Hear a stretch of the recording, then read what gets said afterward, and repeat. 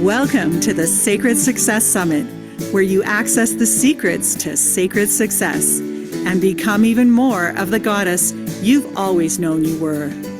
Ranchelle Van Bryce is a dynamic force dedicated to helping women live their purpose and manifest success in all life facets, from professional achievements to creating a new relationship with their business. As a business intuitive, sacred commerce coach, author, and host of a podcast TV show, she excels in illuminating each woman's unique potential. Co-creator of this summit, Ranchelle is eager to introduce another inspirational guest. Take it away, Ranchelle. I feel like I should be wearing a super cape or something. I think so. I love it. Michelle, thank you so much for joining us here. Let me please honor you first and foremost by sharing everyone your absolutely awesome bio. And then we're going to get started. So everyone kind of get comfy.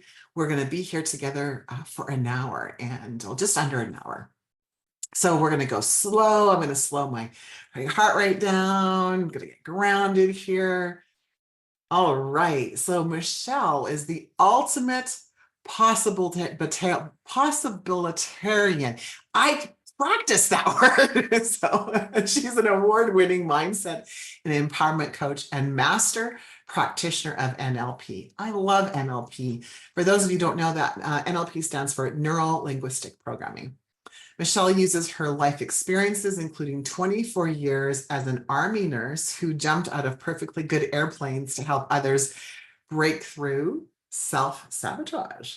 Oh my goodness. She's the co-creator of Piss Off Perfect Retreats. Love it. Which helps women stop looking outside themselves for acceptance, approval, and permission.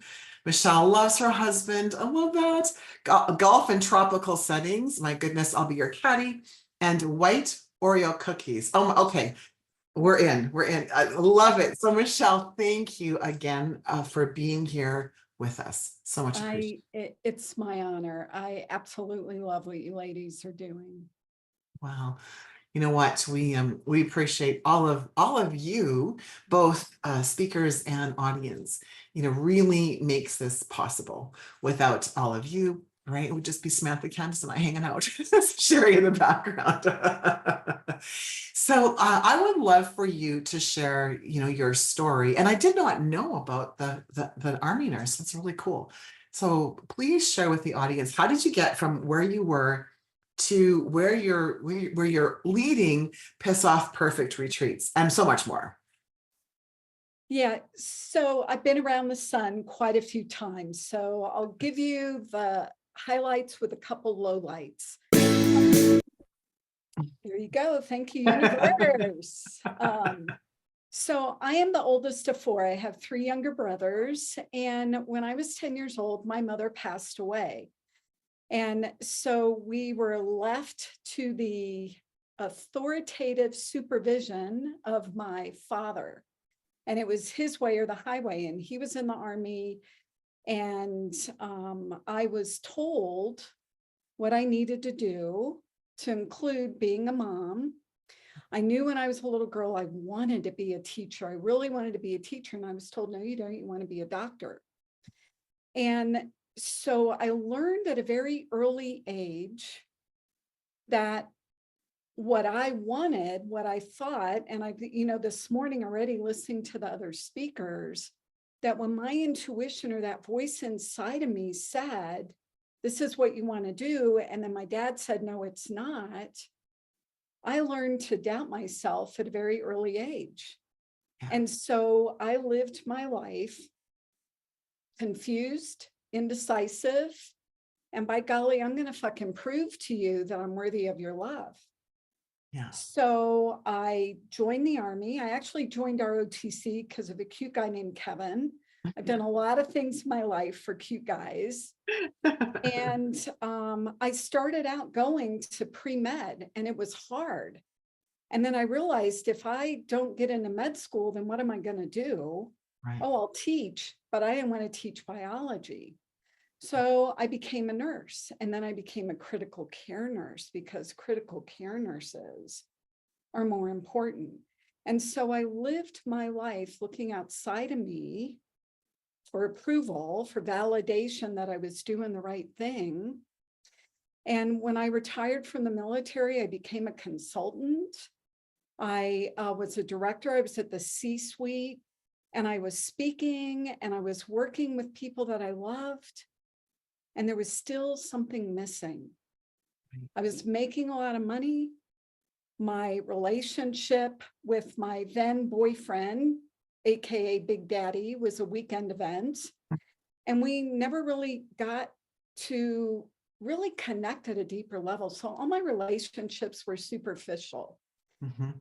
And finally, fast forward, I decided when the company that I was working for got sold to a bigger company, and now I was losing my identity, which wasn't even my identity. It was what other people told me I should be.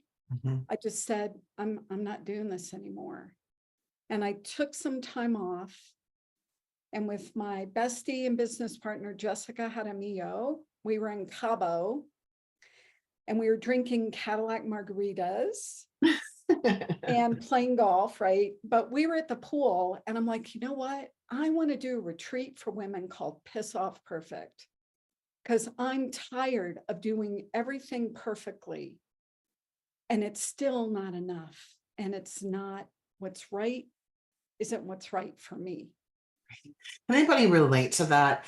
Right. I call myself, right, recovering, I'm in recovery, still a perfectionist, right? So, and for me, and I think maybe a lot of people who can relate to this, is that I didn't even realize that I was a perfectionist. Like, it was so hidden. Anybody can relate to that? It was so hidden. It was so insidious that I didn't even realize that that was a thing for me until my kids pointed out. And I'm talking late in life, like my kids were adults, Michelle. And I said something about being so laid back, and it's like I'm so like, laissez-faire. And when I had this conversation the other day, and everyone laughs at me, and they're like, you are anything but. And I'm like, really? I love it. Jessica and I, in fact, have been talking about changing the name because there's so many women out there Yeah. that are like, oh, I'm not a perfectionist. Oh, the hell you aren't, right? I know, right? And it really is, for me, has been that place and space of not even being an awareness of it and thinking that I'm fully recovered. And then Mhm. something happens, and I find myself back in that place of, oh, this is an example of how my perfectionism can get in a way. And not even at work, but I find it, that it happens in areas where, so for example, in relationships, like, right, my perfectionism shows up in that, and my expectation of others in relationship with me. Right. So it's really, really insidious from that perspective. Right. And so And I, yeah. raised as women, and my dad was Puerto Rican, and I say that because in that culture, and being in the military, I've had the opportunity to travel around the world and got to experience a lot of cultures, and there are very specific roles that we're supposed to play as women. And so do this, be the good girl, be the perfect little girl, the perfect daughter, sister, wife, etc. Yeah.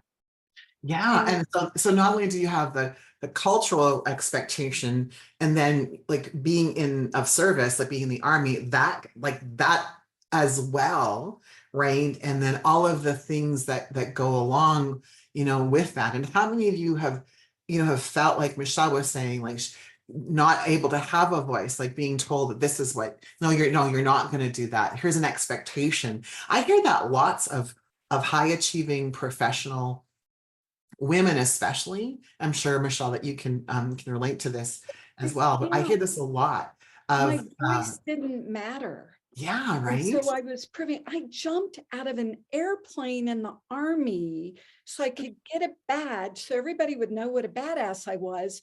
But inside, I knew I wasn't, Yeah. right? Like, and that's scary shit. Jumping Jumping out of an airplane. I was like, she jumped out of an airplane. Yeah. Yeah, right. And I love that. I love that.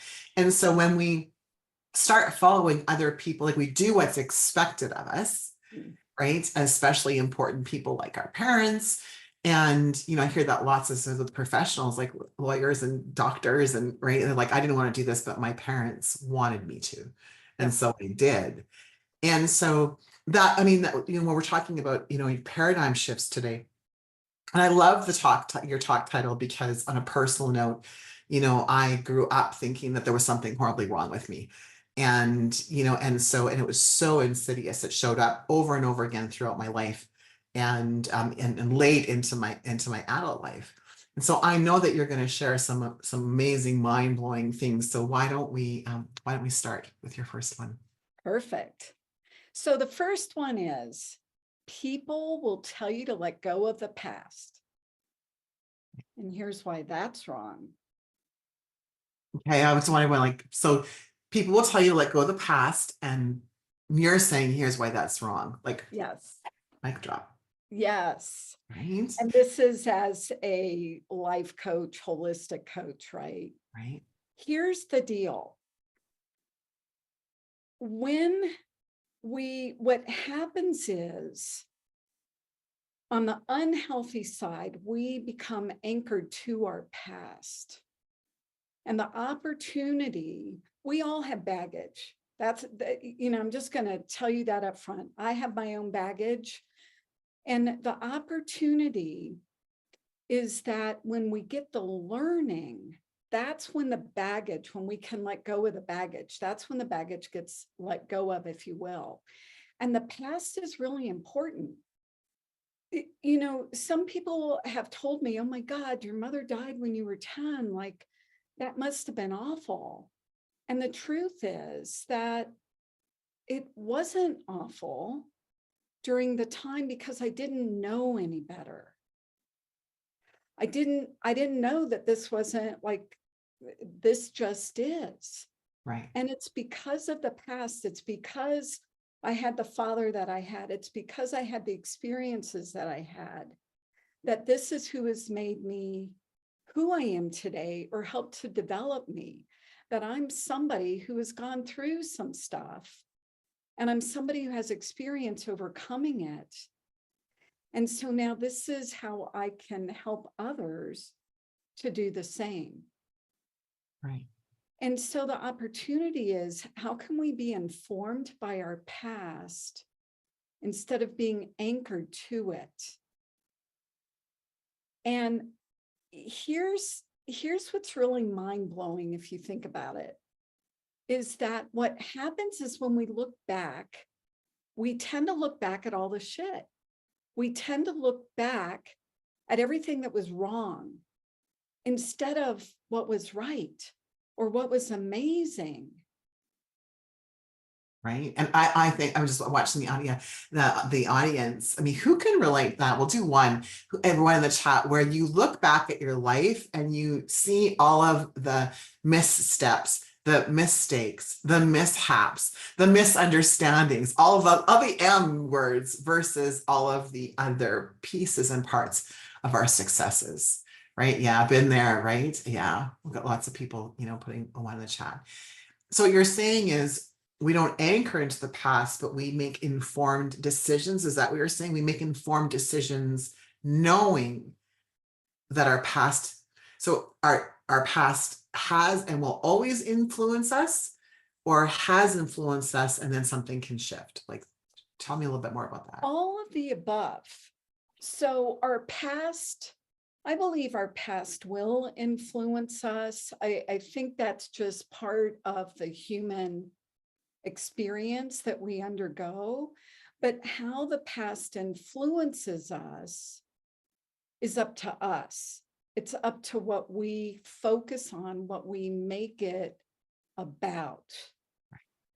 And, Jessica and I, we work with our clients a lot around this concept of the woulda, shoulda, coulda. Because a lot of people, when they look at their past, they look at it with the regrets. And instead of like, okay, I went through that, and instead of beating myself up, how do I use this new wisdom and knowledge now moving forward? Does that make sense? It does. And I remember you and I talking about this, that a lot of the clients that you work with, when they first come to you, they have like a major kind of something happened and there's a lot of regret around it. And so you help people navigate through the, like what you said, the woulda, coulda, shouldas, the regrets, which then would also help with like, I make connections sometimes that aren't there. So I'm really Sure. looking for Yeah. clarification. So then that would allow us then to release the shame and guilt around the regret as well. Absolutely. Yeah. Absolutely. And it's our past is a part of who we are. Like for every single one of us, there is a wholeness. And this is a foundational concept in neurolinguistic programming, is that we are made up of all the parts. And there are no bad parts or good parts. There's just parts. And so when we, the other danger is when we cover up or ignore the past. And when we do that, we literally deny a part of ourselves. Mm. And it's in the processing through. It's in all of those experiences. I mean, me going to jump school, here's, I'll go off on just a little tangent. I fully believe that you don't have to know how to do something in order to do it. And you Right. don't even have to know what you're doing in order to do something. Right. And so I signed up to try out for a spot at jump school when I was in college in ROTC. I didn't know what jump school was. I didn't know what that meant. I was just trying out so that I could make the cut and then be good enough Right.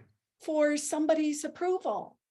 Yeah. And the first day of jump school, when I'm sitting there at attention, you can sit at attention, by the way, for those of you that haven't ever been in the military. Yeah. And they start doing a demo of what we were going to do.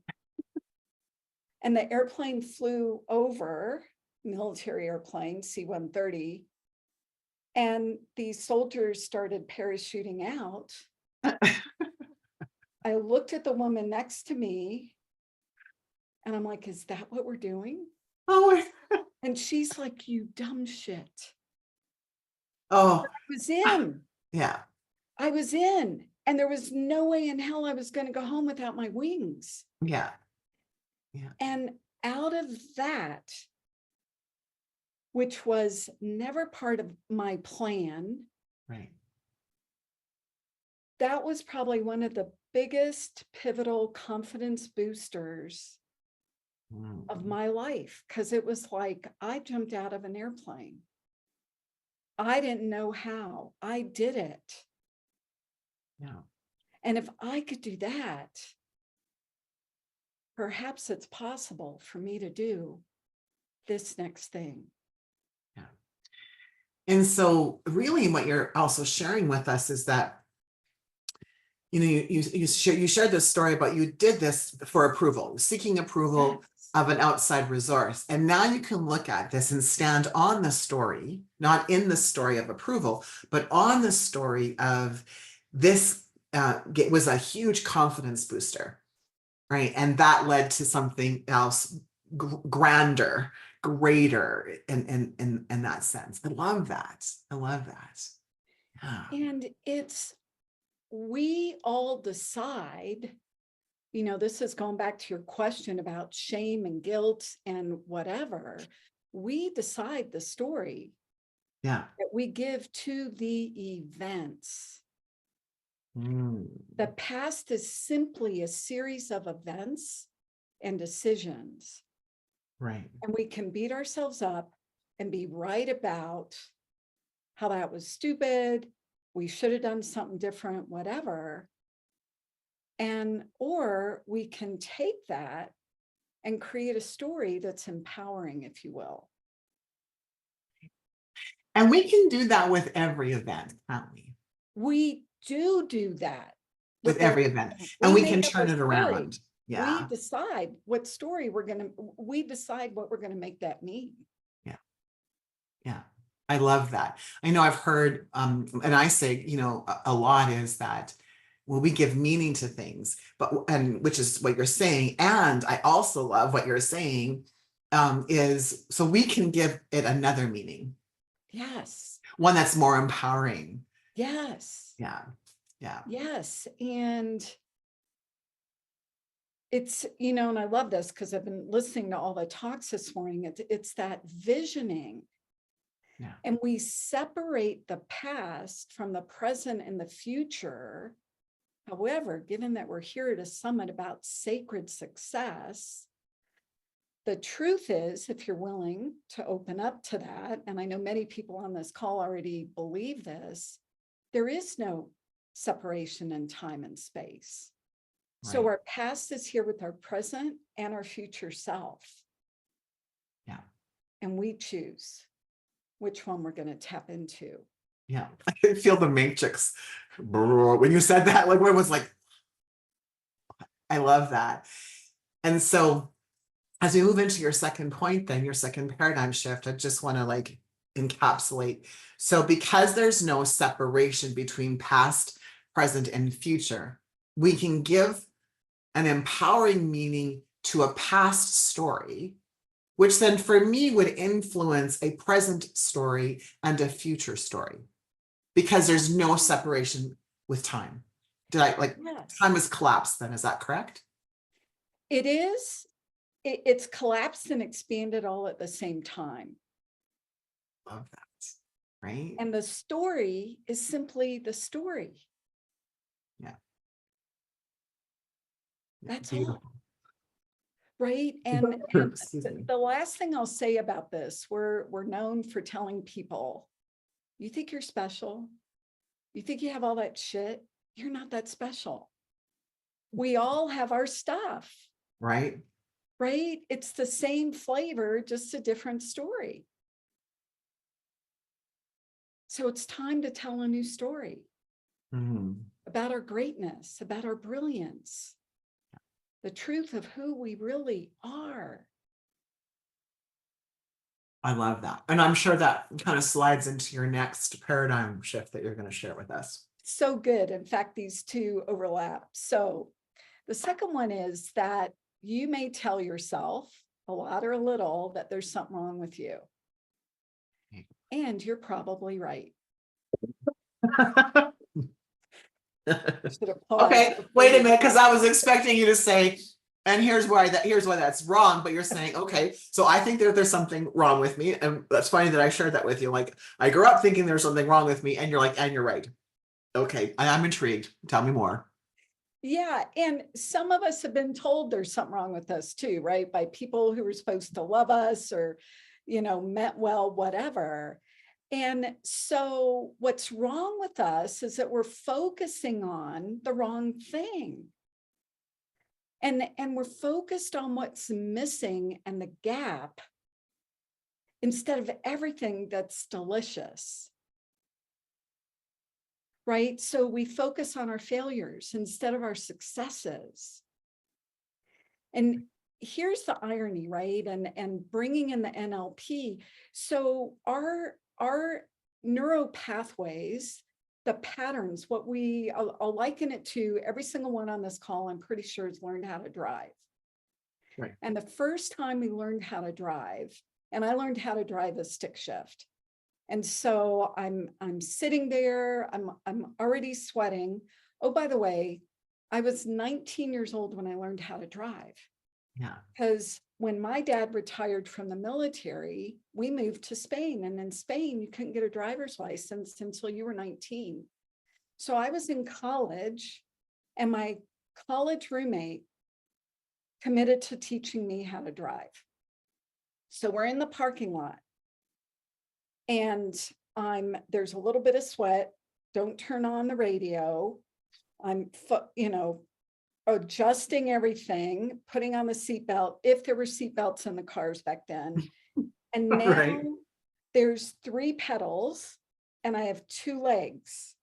So looking down, trying to figure that out. And then my friend is like, all right, you're going to let go of the brake, put in the clutch, hit on the gas pedal, and put this into first gear. And it was like, cool. And so when I finally got it, it was just like okay. Right? And all the things, right? And just praying I'm not on a hill when the light turns red. And if I am, hoping that the car behind me doesn't realize when I back up into them so I can get going. Right. And now what do? We drive. And we're swatting at somebody in the back seat, or we're putting on makeup, or we're talking on the phone. We're doing all these things. And how many of you have gotten home or to work and you're like, I don't remember driving? That's happened to me. Yeah. So Right. who drove? The unconscious mind. Right. From repetition of what we repeat over and over and over again. So what are we telling ourselves over and over and over again? And we don't focus on the successes because we discount them. But here's why as well. Our brain operates, holds on to things with repetition and significant emotional events. And so if we're discounting our successes, right? It's like, not a big deal.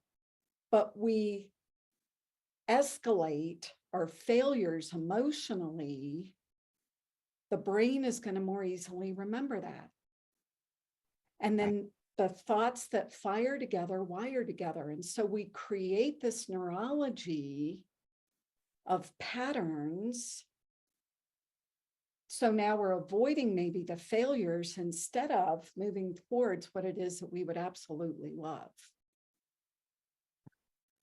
And so part of what we can start to do, which isn't just the only answer, but part of what we can start to do is to be in awareness of like what were those repeated patterns. Like you said something that really hit home for me, which is I up until now have not been successful at celebrating my wins. And when I was in Mexico this winter, I realized that I was with my parents. I had a lot of ahas being a 56-year-old woman living, staying with my parents. I was living with them. They needed some assistance. And so I had to work diligently at remaining an adult, not a little girl. Yeah. It was work. And some days I was successful and some days I wasn't. But what was really significant for me, Michelle, was this awareness of we didn't celebrate very much. The only thing we really celebrated in our house, truly, were like big events, like when you're 16, when you're like bar age, which is 19 in Saskatchewan, things like that. My dad's sobriety, right? So we celebrated every year he was sober for a year. That was really important. So we celebrated that. And other than that, we were we were conditioned not to celebrate. Don't be too big for your britches. Don't, your ego. And when I was there, I realized I had actually achieved and accomplished so much in the last 2 years, and no one knew. Like, my family didn't even know that I became a reverend. Like, no one knew. I'm just like, Yes. And so what you're saying then is when we diminish our celebrations, our achievements, we're actually diminishing ourselves, and we create a neural pathway of diminishing. Yes. And I'm going to suggest that probably for the majority of us, we do that early on, right? Like, Absolutely. Dad, I want to be a teacher. No, you don't. You want to be a doctor. Right. And so what happens is we don't celebrate. I mean, think about this. If you're on this call in this summit, you're a high achiever. And we got rewarded for achieving. So what do? Set a goal, right? Set a goal. Where are you going? What's your vision? So you set a goal. You get here, and now you've almost accomplished this goal, but now you've set the next goal. And you don't even wave when you come by this goal. I'm laughing because can anybody else relate to that? I bet everyone that's on the call right now, and I'm listening to Everett starts to laugh. Right? Totally. Yes. Right. And so what we do, we teach the concept of celebrating at 90%. You celebrate at 90%. Hey, I like everyone, mic drop moment. Let's write that down. Celebrate at 90%. So like not at 110%. Well, exactly. There's the Is there perfectionism. really such a thing? I know, right? I was told that once when I said I gave 110%, and my husband at the time said that's impossible, Ranchelle. So stop putting so much pressure on yourself. Celebrate at 90%. That is my new motto, everyone. I'm going to celebrate at 90%. I have a pen because I take notes when we're talking. Yep. I'm writing this down. Okay. One moment, please. Please continue, Michelle. So when we celebrate at 90%,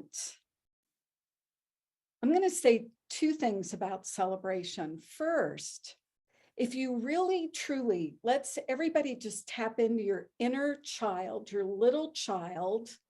And if some of you are going, well, I didn't really get to do that when I was a little kid, pretend or bring to mind the most fun, exciting child that you've seen recently. And when they do something, right? Like, look at me, ta-da, right? It's like that energy. So when you celebrate at 90%, now that gives you renewed energy, and then you start on to the next thing. Yeah. But we don't even, I mean, if you think about, and this is one of the concepts that we really dive into in our retreats. I mean, just ask yourself for a moment, what does success mean to you? And how will you know that you've arrived? Right. Oh, but let's take that one step deeper. How will you feel? Right. And we're going to talk a little bit more about that, right? But we don't even allow ourselves to feel. No, right? It's so important. So important. It's part of my story that I'll be sharing this afternoon. Yeah. About celebrating and hitting a major, windfall, and then being in the bathtub crying. Because it wasn't, I didn't feel like I thought I had an expectation of how I would feel, and I didn't. So when you say that, like that really hits home for me, that energy of how will that feel? And right? how will you acknowledge yourself when you get that goal, when you get to 90%? How will you reward yourself? Yeah. We don't even reward ourselves. That's what's wrong with you. Yeah. Yeah, absolutely. And I think if we do reward ourselves, we go back to the typical, like, so I was a good girl, and this is a lot from childhood. I saw this a lot of curves. I was a good girl, so I get ice cream. Or I had a good week, so I'm gonna have a glass of wine or cake, and then it becomes, well, I had a bad week, so I'm gonna have a glass of wine and cake. So the reward system that we're using isn't really a reward system, is it? It's not healthy. It's not a healthy reward system. Yeah, which is different. You're talking about healthy rewards, which is completely different. And so, okay, let's go into your. Actually, before we go into your third, I got another. Yeah. Yeah, right. Someone had a question earlier on, and so it was about perfectionism. And so I think it was Catherine that posted. So Catherine, if I posed it incorrectly, please just type it again in the chat. But so what if you don't know you're a perfectionist? Like, what are the signs? Because I was sharing, like, I didn't know. So what are the signs of perfectionism? How will we know? Especially because a lot of us don't know. Great question. So a couple of things. If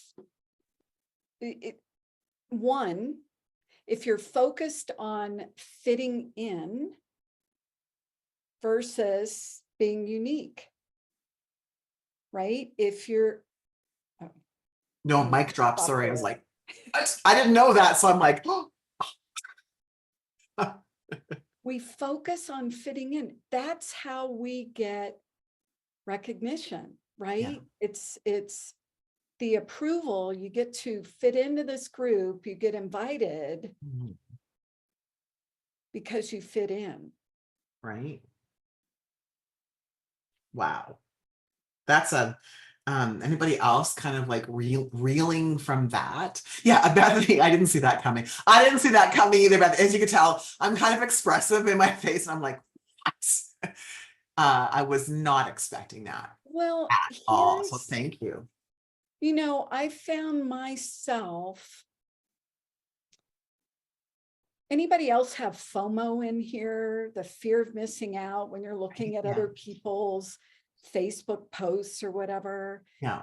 And I would see somebody post about a party or a gathering, and I would look and I'd be like, oh, I didn't get invited, right? Like, what's wrong with me? And then when I thought about it, and Jessica is so good at asking me this, she goes, well, did you want to go? And it's like, no, actually, I really didn't. I just wanted to be invited. Just wanted to be invited. Yeah. Right.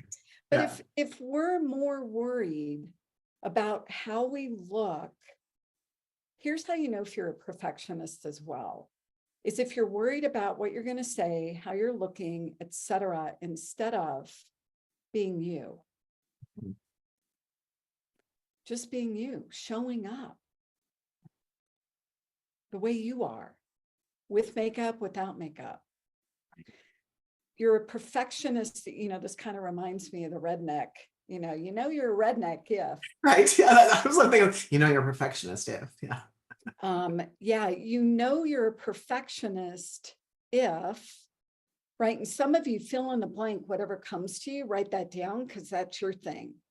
That's the universe speaking to you. If you are feeling stressed out and worried about whatever event you're showing up for, whether it's a meeting, whether it's a phone call, if you have to have a perfect plan already in place before you leave the gate. Yeah. And some people will use the word perfect. Most people won't. It'll be, if you're getting ready to get ready, you may be a perfectionist. Here's your sign. And what I like to say is, how in the hell do you expect to have a perfect plan to go somewhere you've never gone before? Love that.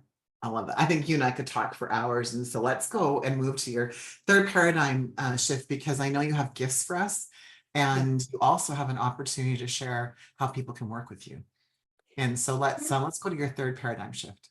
So the third paradigm shift is that people will tell you to stay focused on the positive. And here's why that's wrong. Right? Just buck up. Busting through all. So don't focus. So people tell you to focus on the positive, and you're saying, yeah, that's wrong. Love it. Please go ahead as the audience warbles through this one. So the opportunity here, yes, we don't want to stay in the negative, but what happens is, and we heard this, right? When I was a little girl, all right, you're the mom now. I was not even 11 years old with 3 younger brothers. What did I know about being a mom? Right? The guys, big boys don't cry. Put on a happy face. And, I'm in my 7th decade of life. So I remember the articles from 1950 from Good Housekeeping about the perfect wife, how to be when your husband came home. Yeah. Put on your makeup, a nice outfit. Don't tell him about your day. Right. Right. And so where this goes off the rails is when we begin to suppress the negative, when we avoid it, when we bury it, and especially the negative emotions. Mhm. We go numb. We don't want to experience it.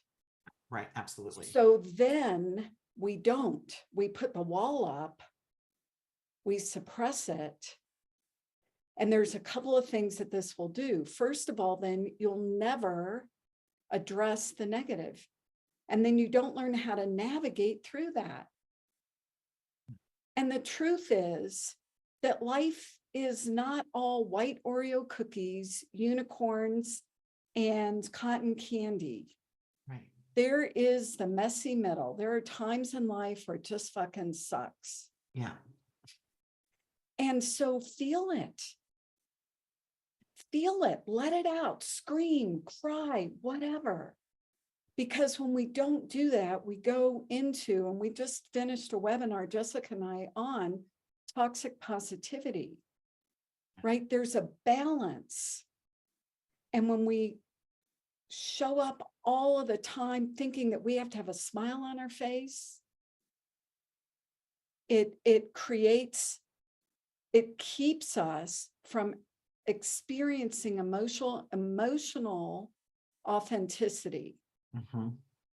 And, you know, I see in the chat, Patty said it creates physical ailments. It absolutely does, because we have 4 bodies. We have a spiritual body, a mental body, an emotional body, and a physical body. Yeah. And we have to nurture all of those. We have to express in all of those areas.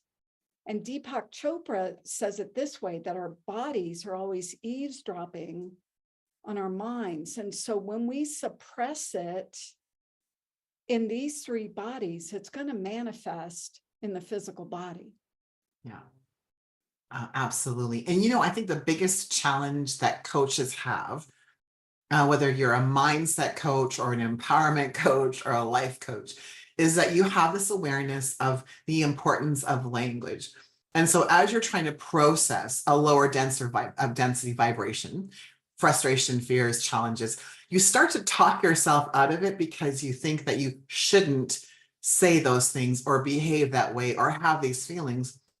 And so we never process it then. And then it's stored, right?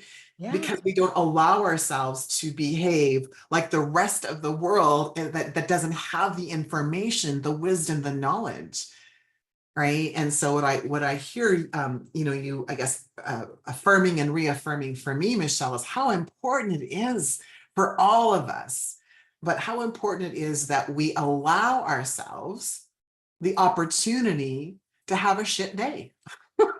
Yes. Right? Like, we can't be on top of the world all the time, right? And not just allowing ourselves, but allowing our friends and family to have shit days too. No. And just being with and letting them express whatever that is without trying to make it all better. Yeah. Right? Those rescuers, we're not here to make people, better, their lives better in that sense. I have that syndrome. So I'm like, okay, you're talking to me. It's not our job to save other people from their pain. Yeah. Yeah. And it's because of, for all of us, the pain that we have experienced in our past that gives us the strength of who we are today. Absolutely. And it also allows us to truly, if you're willing to risk, to truly experience profound love and deliciousness. Yeah. Amazing. And so as we come close to the end of our time together, we still have some time, but I really would love for you to so let's start with your free gift. So for anyone who signed up, for the summit, you have access to all of these, to this gift. So every speaker has a free gift.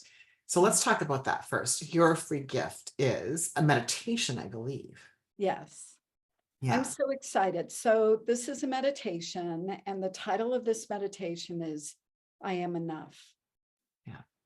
I am enough. And I created it and designed it especially for those that are coming here. And here's why. It's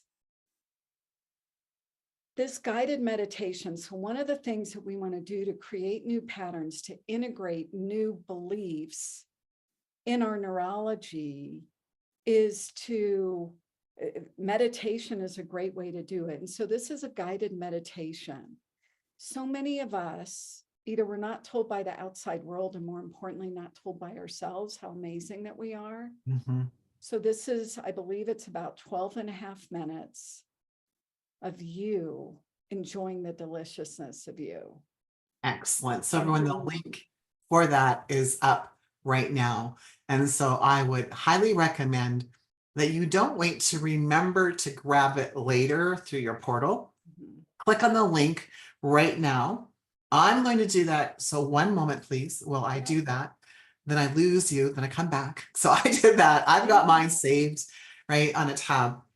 So we'll do that. Let's quickly talk about your VIP. And then what I want you to do is to share with everyone. So let's do that first. We can do the VIP in a moment. Let's do that first. So, you have an opportunity that for people that resonated with your message.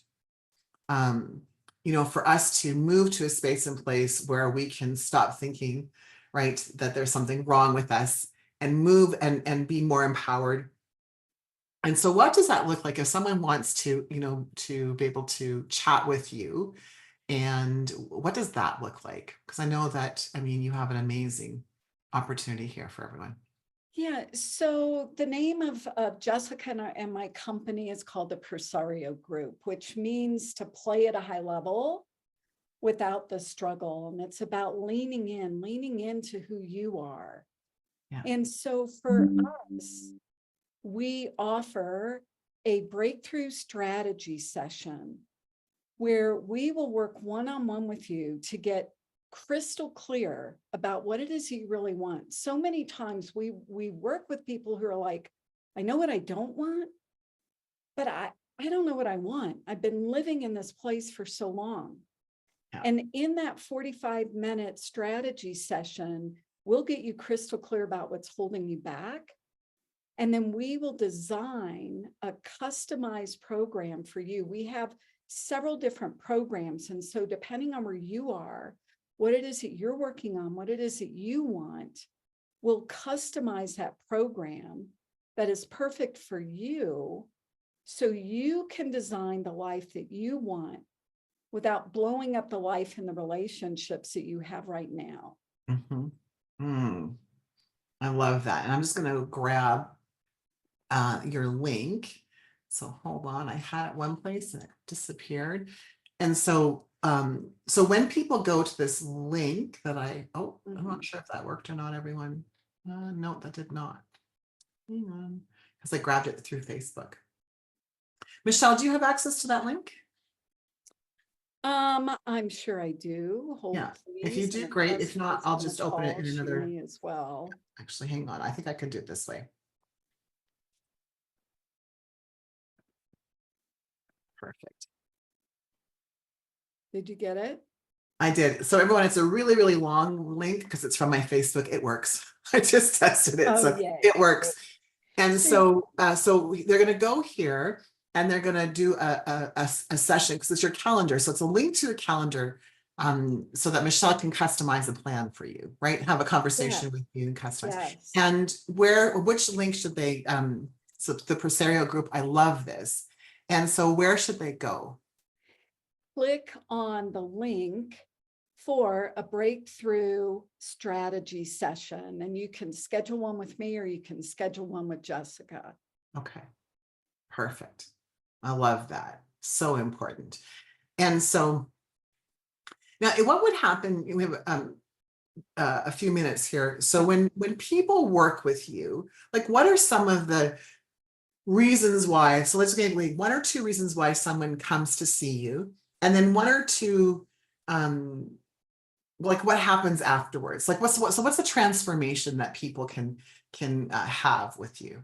Yeah. So what may be keeping you up at night that tells you your ideal client for us is you're sitting there going, oh my God, what's wrong with me? Or I should be grateful for the life I have. I'm really successful, but something's missing. I'm not happy.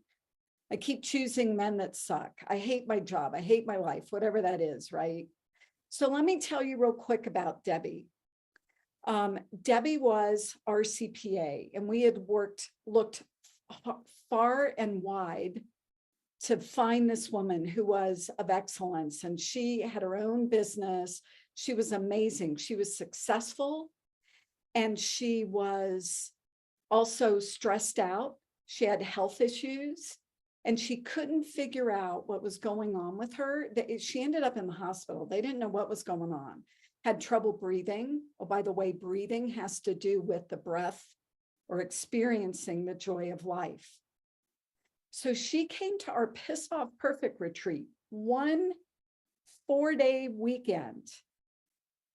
And this was in September, a year ago. And in December, I get a call from her. And she's like, oh my God, Michelle, are you in a good space? And I'm thinking, fuck, she's going to tell me I owe $10,000 in my taxes, right? And so I'm like, yeah. And she goes, I'm selling my business. Excuse me? I'm selling my business. All right, but you're still going to work there, right? No. I started crying. I literally started crying. And she goes, it's you and Jessica's fault. How could it be our fault? Well, I went to Piss Off Perfect, and you asked me what I really wanted. So I'm happy to tell you that she is healthy, happy, and she now is the proud owner of the Wine Street Social. It is the Vine Street Social wine bar in Frisco, Colorado. So if you're going to work with us, be prepared to get a kick in the booty, right? Candid, solid, loving advice and truth. And sometimes we'll hit you upside the head with a 2x4. I love that. We don't want to get caught off with 45 seconds. Yep. Your VIP gift, I will just say, is a wonderful breakthrough strategy session with you, which is what we're talking about, the VIP. And also then for people who want to work with you, they can grab that as well. So it's kind of a double whammy, folks. You know, to me, it's a no-brainer. Grab the VIP ticket if you haven't already, please and thank you. Michelle, 10 seconds left-ish. One like mic drop moment. I know there's pressure, but you can do it. One more thing to share. You know, here's what I would tell you, you're enough, and you always have been, and there's no one else like you. Be you. That's where your brilliance is, and the world needs you. Thank you, everyone. Our time together is over. Thank you, everyone, for being here. Big hugs, Michelle. Amazing soul sister. I can't wait to chat with you more. Thank you. Thank you for joining us for another amazing session on the Sacred Success Summit. For more information or to apply to be a speaker at one of our upcoming events, email our team at breakthrough@clarityconfidenceconnection.com. Now, tune in to another transformational speaker.